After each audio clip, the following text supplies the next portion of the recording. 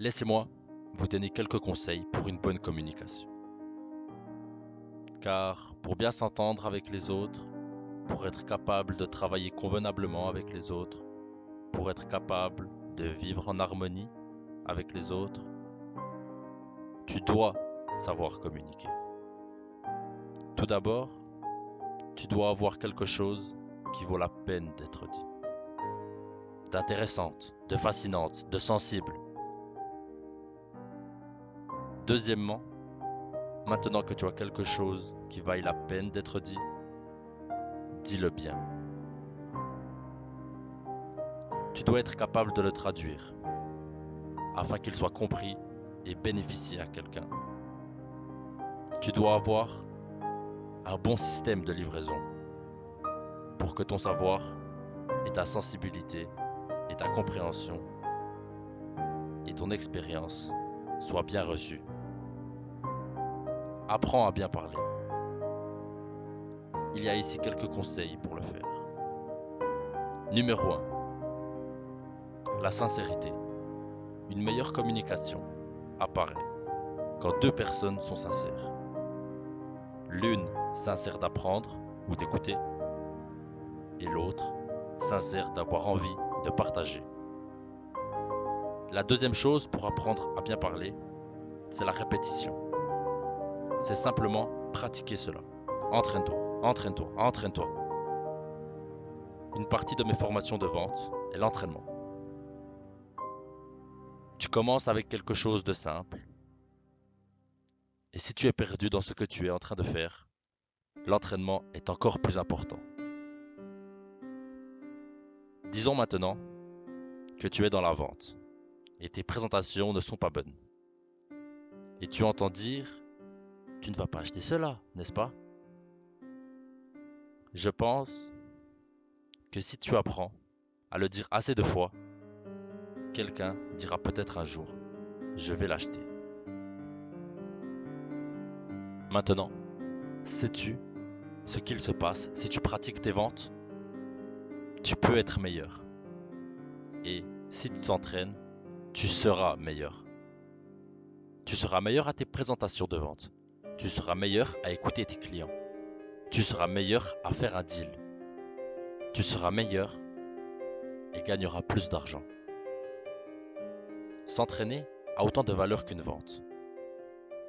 Parce que les compétences sont la chose qui compte le plus dans une vente. La vente te fera vivre. Les compétences te feront une fortune. Donc, entraîne ta communication et celle de dire ce que tu sais. L'entraînement t'aide à développer tes compétences.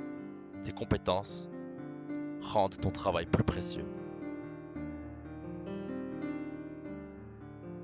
Si tu vends, tu pourras vivre. Si tu vends habilement, tu pourras faire une fortune. Si tu parles, tu pourras maintenir une famille ensemble. Si tu parles habilement, tu pourras créer des rêves et construire le futur. La différence est la compétence que tu as développée tout au long de ta vie. Tu peux couper un arbre avec un marteau, mais cela prend 30 jours. Si tu transformes le marteau en hache, tu peux le couper en 30 minutes. La différence entre 30 jours et 30 minutes est l'outil. Et tes meilleurs outils de communication sont tes compétences. Donc entraîne-toi pour avoir les compétences d'un bon parleur.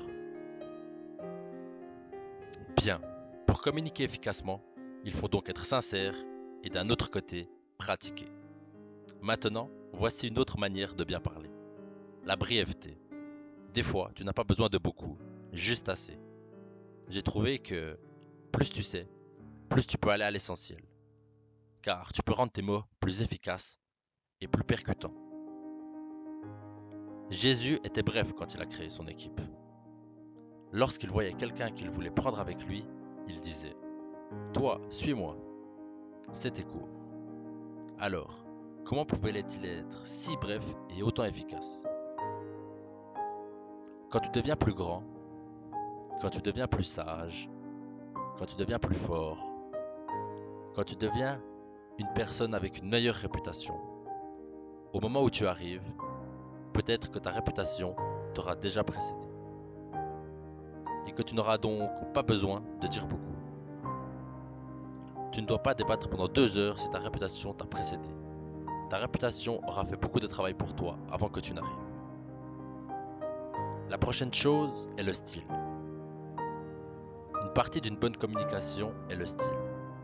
Étudie le style et ensuite crée ton propre style. Ne sois pas quelqu'un d'autre, inspire-toi, mais ne deviens pas comme eux. Développe ton propre style.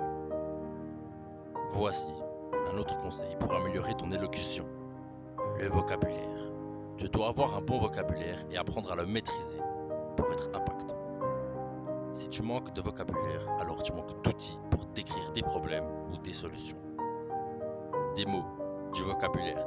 Tu ne peux pas communiquer sans eux.